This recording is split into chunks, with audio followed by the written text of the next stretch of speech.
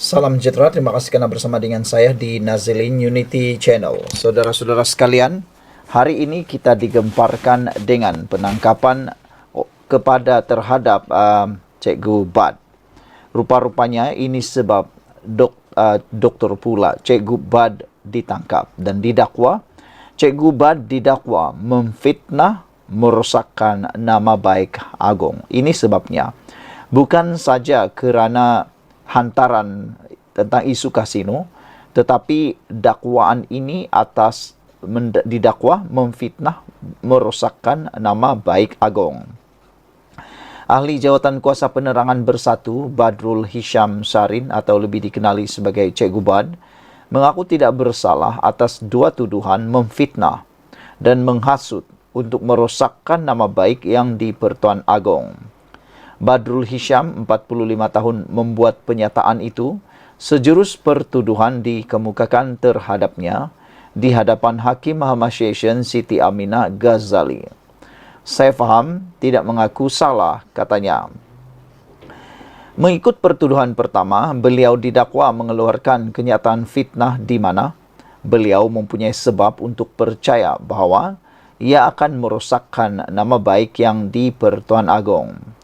Kesalahan didakwa dilakukan di Istana Negara jam 6 petang pada 22 Januari lalu mengikut Seksyen 500 Kanun Keseksaan KK yang membawa kepada hukuman penjara hingga 2 tahun atau denda atau kedua-duanya sekali jika disabit kesalahan.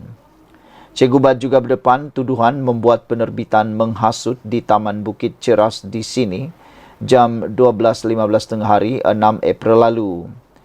Pendakwaan mengikut perenggan 4 dalam kurungan 1 kurungan C Akta Hasutan 1948 Akta 15 yang boleh dihukum di bawah subsection 4 dalam kurungan 1 Akta sama yang memperuntukkan denda tidak lebih RM5.000 atau penjara maksimum 3 tahun atau kedua-duanya. Susulan pengakuan tidak bersalah itu, Timbalan Pendakwa Raya Said Faisal Said Amir mencadangkan jaminan RM20.000 kepada Cikgu Bad bagi setiap tuduhan dengan seorang penjamin. Mahkamah kemudian membenarkan jaminan RM20.000 dengan seorang penjamin bagi kedua-dua pertuduhan, namun menolak cadangan perintah larangan dimohon pihak pendakwaan. Sebutan semula kes ditetapkan pada 27 Mei ini.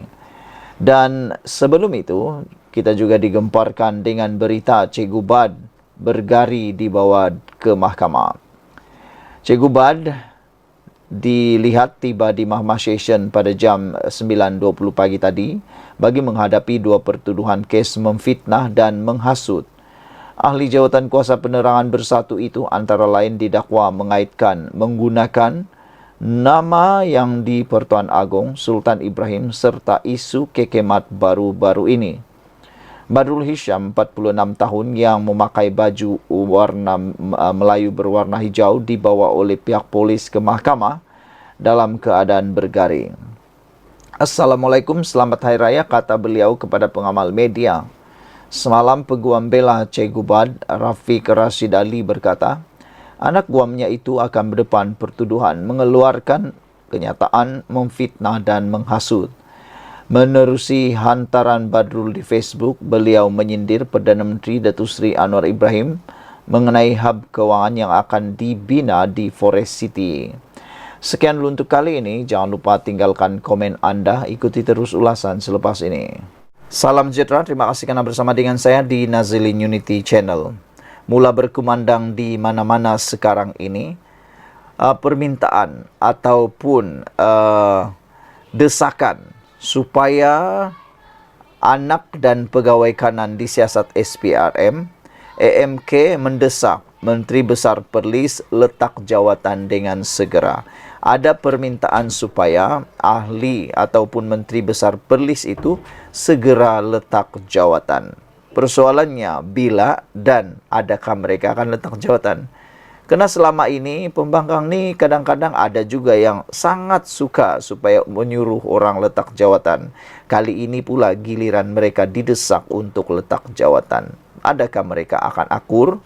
Angkatan Muda Keadilan AMK Perlis mendesak agar Menteri Besar Muhammad Syukri Ramli meletakkan jawatan berkuat kuasa serta-merta.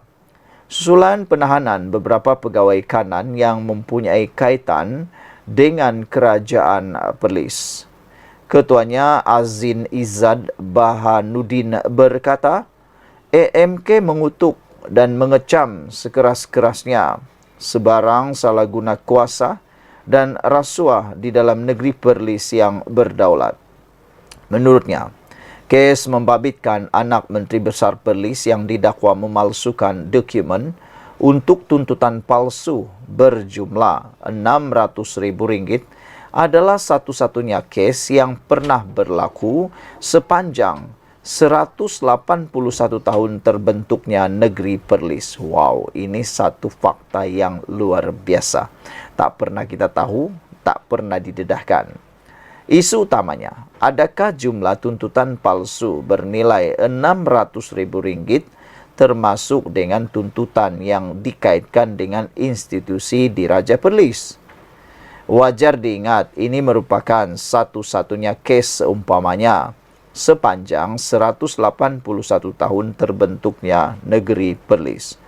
Bagaimana boleh dikatakan Perikatan Nasional bersih dan stabil, namun anak kepada pemimpin tertinggi negeri pula ditahan reman SPRM ketika Perikatan Nasional berkuasa tidak sampai satu penggal, katanya dalam satu kenyataan hari ini. Pada itu, AMK Perlis menggesa barisan kepimpinan Perikatan Nasional PN Negeri Perlis, terutamanya Menteri Besar Perlis, bermuhasabah dan bertanggung jawab terhadap isu yang berlaku. Beliau juga mengharapkan agar satu siasatan dijalankan dengan telus tanpa ada ganggu gugat daripada mana-mana pihak, kerana siasatan turut melibatkan anggota keluarga Menteri Besar Perlis serta pegawai kanan beliau. Maka kami menuntut Yang Amat Berhormat Menteri Besar meletakkan jawatan berkuat kuasa serta-merta, ujar beliau. Ini kerana menurut netizen supaya tidak ada gangguan terhadap siasatan. Terdahulu Muhammad Syukri berkata beliau terbuka jika anaknya yang disiasat oleh Suruhanjaya Pencegahan Rasuah Malaysia SPRM menerima hukuman seandainya terbukti bersalah dalam hal berkenan. Ini adalah ujian yang sedang saya hadapi, dan jika anak terbukti bersalah, maka hukumlah dia kerana saya sudah berikan pendidikan dan ilmu termasuk juga pegawai saya di mana saya selalu berpesan mengenai perkara ini, dan jika terbabit juga, saya sudah habis ikhtiar, katanya. Namun apapun, saya tidak ada rasa gundah gulana dan saya juga tidak ada sebarang prasangka terhadap SPRM sehingga habis siasatan mereka, katanya ketika berucap dalam ucapan penggulungan sidang Dewan Undangan Negeri Perlis. Ini apabila baru-baru ini anak Menteri Besar Perlis dan pegawai kanan Menteri Besar Perlis dicekup SPRM kes pemalsuan dokumen RM600,000. Anak kepada Menteri Besar Perlis dan orang kuat Menteri Besar dilapor direman oleh SPRM bagi membantu siasatan pemalsuan dokumen tuntutan palsu berjumlah RM600,000. Menurut berita harian yang memetik sumber, pegawai kanan pejabat Menteri Besar Perlis adalah antara 6 yang ditahan. Perintah reman dikeluarkan oleh Magistrat Ana Rozana Muhammad Noor selepas tertuduh dibawa ke mahkamah. Suspek yang ditahan berusia 27 hingga 37 tahun dan dikehendaki membantu siasatan berkaitan pelaksanaan projek pembangunan prasarana seperti membaik pulih, menyelenggara perbekalan dan perkhidmatan di seluruh Perlis sejak tahun 2022. Siasatan dipercayai juga menjurus kepada tuntutan palsu terhadap kerja yang tidak dilaksanakan. Suspek yang ditahan itu dipercayai berperanan sebagai pemilik syarikat, kontraktor dan penjawat awam di Pejabat Pentadbiran Setiausaha kerajaan negeri dan pejabat menteri besar Perlis, katanya lagi. Sekian dulu untuk kali ini. Jangan lupa tinggalkan komen anda. Sila tekan butang subscribe. Kita jumpa lagi. Bye-bye. Salam sejahtera. Terima kasih kerana bersama dengan saya di Nazilin Unity Channel. Saudara-saudara sekalian, beberapa jam selepas calon pilihan raya PRK, pilihan raya kecil di Kuala Kubu Baharu, calon Pakatan Harapan dicabar oleh PAS untuk mengemukakan keputusan akademik beliau iaitu SPM dan yang sewaktu dengannya. Tanpa menunggu masa, calon PH ini tayang keputusan akademiknya yang membuat ramai orang terngangah, tak mampu berkata apa-apa, bahkan menimbulkan kemaluan sendiri. Cuba nak malukan orang, akhirnya dapat malu sendiri. Lihatlah, cuba nak malukan calon Pakatan Harapan, sendiri yang dapat malu. Sebelum itu, juga tular di media sosial sekarang ini ialah kalimat seorang penyokong Perikatan Nasional yang menarik perhatian di media sosial. Sekejap dia jadi penyokong PH, sekejap dia jadi penyokong PN, dan sekejap pula kata ini, kata itu. Akhirnya kedapatan dia adalah penyokong Perikatan Nasional. Dan kita teruskan dengan cabaran oleh PAS terhadap calon Pakatan Harapan ini. Siapa sangka apa yang dibuat oleh PAS itu telah pun menjerat diri mereka sendiri. Diingatkan mereka dapat memerangkap calon PH ini ataupun boleh menjatuhkan maruah calon PH ini dengan meminta calon PH ini mendedahkan keputusan peperiksaan beliau. Rupa-rupanya selepas didedahkan, saya fikir akan lebih ramai yang akan tertarik dengan calon Pakatan Harapan ini. Manakan tidak, bayangkan saja. Keputusan SPM calon Pakatan Harapan untuk PRK di Kuala Kubu Baharu. SPM-nya straight A 10A. Dan untuk peperiksaan UPSR pula, calon Pakatan Harapan ini mendapat 7E. Ini keputusan yang amat luar biasa. Boleh dikatakan sangat pintar, cerdik calon Pakatan Harapan ini. Jadi, teknik untuk cuba memalukan, menjatuhkan calon Pakatan Harapan ini tidak menjadi. Bahkan sebaliknya, telah pun membuatkan saham calon Pakatan Harapan ini meningkat secara sendirinya. Kegairahan Ketua Penerangan PAS Ahmad Fadli Saari mempertahankan calon Perikatan Nasional PN dengan mencabar calon Pakatan Harapan PH, menyatakan latar belakang pendidikannya ketika bersekolah telah memakan diri sendiri. Fadli membuat cabaran agar Pang Syok Tau mendedahkan pendidikan rendah dan menengahnya selepas calon Perikatan Nasional di Dewan Undangan Negeri Kuala Kubu Baharu, Khairul Azhari Saud berdepan kontroversi berkaitan status pengajian. Tidak langsung melatah, Syok Tau berkongsi keputusan SPM dan UPSR yang menunjukkan keputusannya cemerlang, semua E, di mana dia memperoleh 10E dalam SPM dan 7E dalam UPSR. Wanita berusia 31 tahun dari Ampang itu mengambil SPM pada tahun 2010 dan mendapat keputusan semua E meliputi E+, E dan E-. Lebih menarik lagi, pelajar sekolah menengah Chuang Hua di Port Dickson Negeri Sembilan itu mendapat keputusan lebih baik dalam mata pelajaran bahasa Melayu iaitu E, bahasa Inggeris E+, dan bahasa China E-. Yang berhormat Pasir Mas Tuan Ahmad Fadli Saari bertanya tentang UPSR dan SPM saya. Inilah jawapannya, katanya. Saya terhutang budi kepada guru-guru yang pernah mengajar saya. Ucapan terima kasih saja memang tidak cukup sebagai balasan atas jasa bakti yang telah dicurahkan dalam mendidik saya, katanya di Facebook. Terdahulu latar belakang pendidikan calon PN Kuala Kubu Baharu diragui kerana tertera beliau melanjutkan pelajaran ke peringkat diploma pada usia 49 tahun dan menggenggam master pada usia 51 tahun.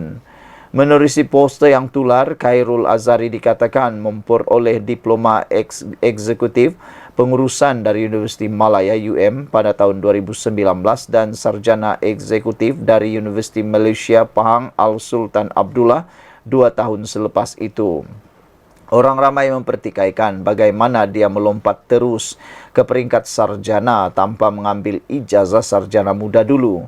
Selain bagaimana dia menghabiskan pengajian pada tahun 2021 ketika Perintah Kawalan Pergerakan PKP, bagaimanapun pemegang diploma dilapor boleh melanjutkan pengajian terus ke peringkat sarjana eksekutif di UMPSA dengan kelayakan pengalaman kerja yang ditetapkan serta melepasi pengiktirafan pembelajaran berasaskan pengalaman terdahulu. Isu pendidikan calon Perikatan Nasional telah selesai. Pihak Universiti UMP telah keluarkan kenyataan berhubung kelulusan master eksekutif pengurusan perniagaan yang dimiliki beliau, bahkan transkrip sijil juga telah disebarkan. Sekarang saya mencabar calon PH pula untuk nyatakan pendidikan rendah dan menengahnya. Silakan.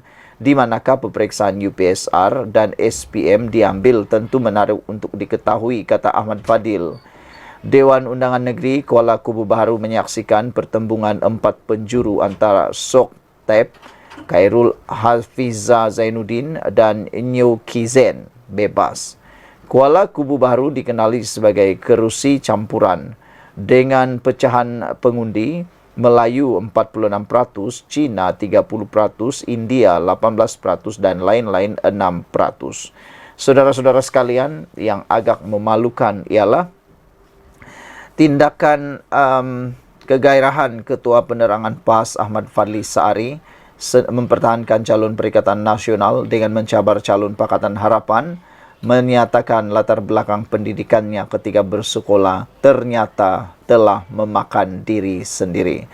Dan secara kesimpulannya, rumusannya, disangkakan cabaran itu boleh menjatuhkan maruah atau boleh menjatuhkan nilai saham calon Pakatan Harapan itu. Rupa-rupanya bukan saja ianya gagal menjatuhkan nilai saham calon Pakatan Harapan, bahkan secara tidak sengajanya, tidak langsungnya, calon Pakatan Harapan telah meningkat sahamnya. Siapa sangka? Disangka mampu memalukan, tapi lain pula jadinya. Bayangkan sajalah keputusan yang dipaparkan jauh daripada pemikiran biasa manusia, yaitu mencapai SPM 10E dan UPSR 7E. Sekian dulu untuk kali ini. Jangan lupa ikuti terus ulasan daripada channel ini dan tekan butang subscribe. Tinggalkan komen Anda. Kita jumpa lagi. Bye-bye.